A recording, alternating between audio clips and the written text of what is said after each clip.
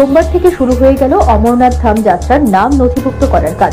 শ্রী অমরনাথ তীর্থ board সূত্রে জানা গেছে, আগামী ৩রা জুলাই অমরনাথ যাত্রা শুরু হতে পারে, যা চলবে ৯ই আগস্ট পর্যন্ত।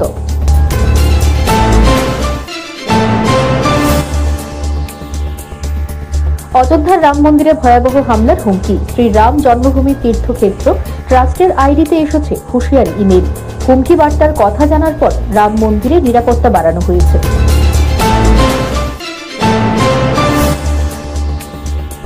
মায়ানমারে দফায় দফায় ত্রাণ পাঠাচ্ছে ভারত। অপারেশন ব্রহ্মার হাত ধরে মায়ানমারের পাশে দাঁড়িয়েছে নয়াদিল্লি। সেই ত্রাণ বিলি করতে গিয়েও হামলার মুখে পড়তে হয় ভারতীয় বায়ুসেনাকে।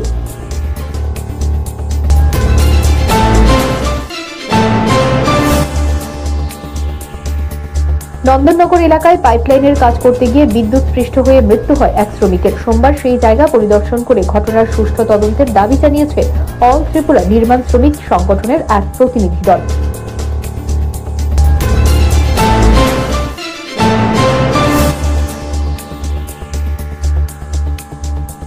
জিবি হাসপাতালে গুরুতর অবস্থায় চিকিৎসাধীন বিলোনিয়ার মতাই এলাকার বাসিন্দা সুনীল চন্দ্র দত্ত। তিনি নিজেই গলায় আঘাত করেন বলে জানা গেছে। ঘটনার কারণ জানা যায়নি।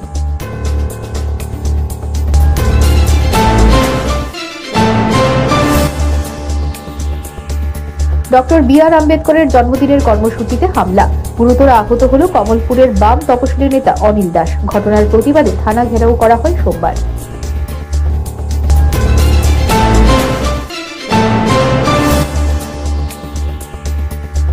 সোমবার যথাযোগ্য মর্যাদায় প্রতি বছরের মতো এবছরও অগ্নি নির্বাপক সপ্তাহ উদযাপন করা হয়।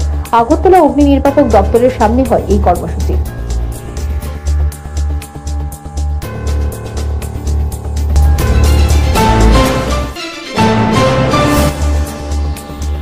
ডক্টর বি আর আম্বেদকরের ১৩৫তম জন্মবার্ষিকী উপলক্ষে যুব বিষয়ক ও ক্রীড়া দপ্তরের উদ্যোগে সোমবার রাজধানীতে র্যালি অনুষ্ঠিত হয়। রবীন্দ্র শতবার্ষিকী ভবনের সামনে থেকে র্যালির সূচনা হয়।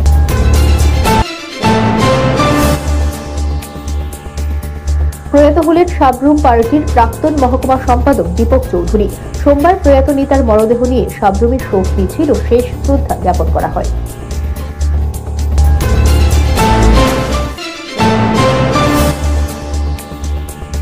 বাংলা নববর্ষ উপলক্ষে রাজ্যবাসীকে শুভেচ্ছা জানালেন কংগ্রেস বিধায়ক সুদীপ রায় বর্মন।